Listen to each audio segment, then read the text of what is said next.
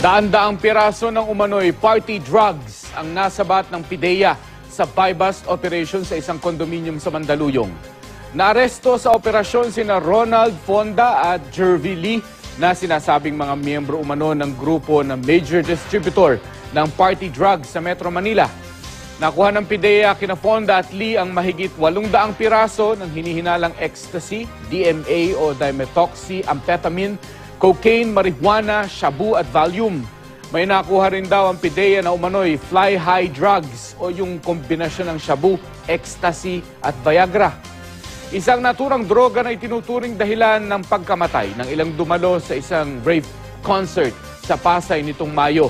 May nakuha ring drogang tinatawag na Tesla na tulad raw ng nasabat ng customs na shipment mula sa Germany. Iginit ni Lee at Fonda na hindi sa kanila mga nasamsam na droga, kundi sa isa umanong Carl na itinuturong amo nila. Dadaang party drugs ang nasabat ng Philippine Drug Enforcement Agency o PIDEA sa isang condominium sa Mandaluyong City. May report si Maki Libratilla live. Maki? Lakay mahigit 800 piraso ng iba't ibang uri ng party drugs tulad ng ecstasy at cocaine, kabilang na ang mga pakete ng marijuana at hinihinalang shabu ang nasabat ng PIDEA sa isinagawa nitong buy-bust operation sa isang condominium sa Barangay Highway Hills, Mandaluyong City kagabi. Ayon sa PIDEA, isa ang nasabing unit ng condominium sa nagsusupply ng party drugs sa mga high-end bars sa Metro Manila. Nagkakabentahan din umano ng droga sa naturang unit kaya madalas itong puntahan ng mga parokyano. Nahuli sa isinagawang operasyon sina Ronald Fonda at Martin Lee. Subalit giit ng mga sospek, hindi kanila ang mga drugs at ang tunay na nagmamayari ay ang isang nagngangalang Carl Agbulos na ngayon ay nagbabakasyon sa Mindanao. Si Martin Lee na-violate daw ang kanyang karapatan dahil hindi siya binigyan ng pagkakataong makapagpaliwanag, lalo pat hindi pa naman daw siya nakakapasok sa naturang unit ng condominium. Aminado naman si Ronald Fonda na mayroong nangyayaring transaksyon sa unit ng condominium. Pinsan din niya siyang nagsilbing runner ng droga dahil hindi pa niya alam na droga ang kanyang i-deliver. Subalit nang malaman niya ito ay nagdesisyon na siya na tumigil sa pagiging runner. Nagkataon lang anya na napakigusapan siya ngayon ng may-ari ng unit na maglinis dito. Bukod sa mga droga ay nakuha rin ng PIDEA ang sandamukal na drug paraphernalias at mga botelyang naglalaman ng hindi pa masabing kemikal. Pagkatapos naman na ma-inquest sa mga suspect ay pansamantalang muna silang madidetine sa jail facility ng PIDEA sa Bikutan. Sa iba pang balita, nasa 3 milyong pisong halaga ng smuggled drugs mula sa Europa, nasabat ng Bureau of Customs. Ang naturang kargamento ay naglalaman ng 2,000 piraso ng high-quality ecstasy. Ang detalye mula kay Sweden Velado, live via phone patch. Maraming salamat, Audrey. 3 milyong pisong halaga ng ecstasy ang naharang at nahuli ng Bureau of Customs matapos itong ma-detect sa Central Post Office ng sniffer dogs ng Customs Anti-Illegal Drugs Task Force. Idineklara itong vitamin, subalit laman pala ng mga supot ay 2,000 peraso ng ecstasy na ayon sa PIDEA ay nagkakahalaga ng 1,700 pesos kada piraso. Base sa mga nakalap na impormasyon, ang shipper na Legion Athletics ay nagmula sa bansang Germany at ang smuggled drugs ay ipinadala sa isang nagngangalang Darwin Bernardino na nakatira sa Novaliches, Quezon City. May 7 pa hawak ng Customs at Philippine Drug Enforcement Agency o PIDEA ang naturang tablet, subalit isinailalim muna ito sa masusing investigasyon. Ayon sa PIDEA, malamang daw ay ito rin ng ecstasy na ginagamit sa mga bar at club sa Maynila. Patuloy pang sinusuri ng otoridad ang pagkakakilanlan ng shipper at consignee at inaalam pa kung may nag-e-exist ba talagang Darwin Bernardino. Oras na mahuli ay mahaharap ito sa mga kasong paglabag ng Tariff and Customs Code of the Philippines at Republic Act 9165 o Comprehensive Dangerous Drugs Act of 2002. Nanindigan ang Bureau of Customs na kaisa sila ng pamahalaan sa pagsugpo ng pagpasok ng mga iligal na produkto sa bansa kabilang na ang mga ipinagbabawal na droga. The Philippine National Police Chief Director General Ronald Bato de la Rosa will meet high-end bar owners of Bonifacio Global City on August 24 Wednesday to ink an agreement against illegal drug operations in the clubs. According to National Capital Region Police Office, Acting Regional Director Chief Superintendent Oscar Albayalde, upscale club owners expressed their willingness to cooperate with the PNP to stop the spread of drugs in their area. Albayalde added that owners are willing to let their bars be under surveillance by police intelligence officers in civilian clothes.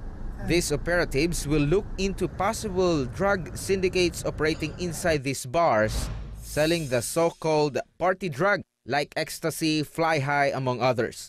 Yung understanding, parang papayag sila na they will be watch, parang ganon. And then yung pwede tayong magpasok ng mga surveillance personnel dun sa loob, intelligence personnel, para ma-monitor kung talagang merong illegal activity na nangyayari in plain clothes, not in uniform.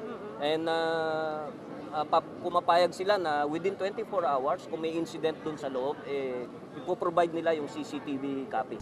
The proposed agreement was planned after the PNP arrested during a drug buy-bust operation a radio DJ identified as Karen Bordador and her boyfriend Emilio Lim that were tagged as party drug suppliers to some celebrities, singers, and fashion models. Mga local government officers like me.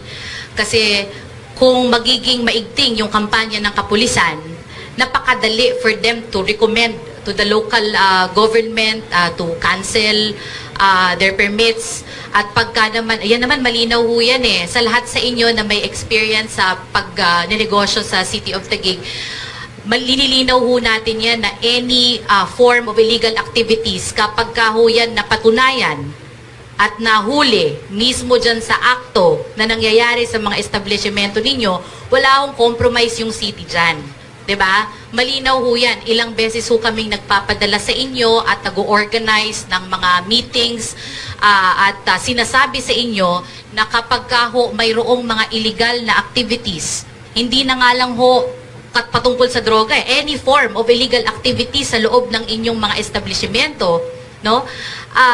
Pumapasok ho doon yung power ng local government At lininaw ho sa inyo yan several times na pag yan ay napatunayan, no compromise, cancellation ho ng inyong permit yan na maaaring mauwi sa pagkakasarado ng establishmento ninyo.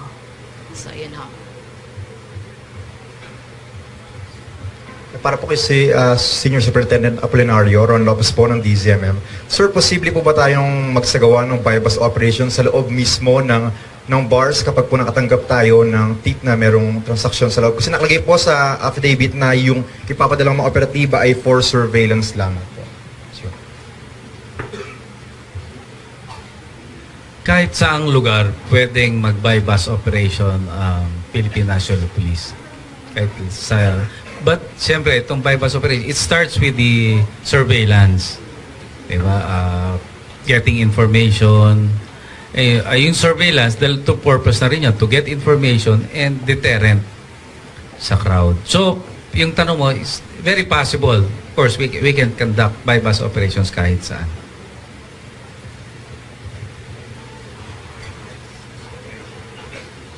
Good evening. Ako'y Popioko, CNN Philippines. Sir, well, I understand this is supposed to be a dialogue between the club owners and the PNP officials. So this question is for the club owners. First, did you receive a copy of the affidavit beforehand, before tonight? Aren't you negotiating the provisions of the affidavit, or you're just okay with it? And then second, I'm just wondering, what is the current system in place for you to make sure that your clubs are free from illegal drugs? Ano po yung ginagawa natin?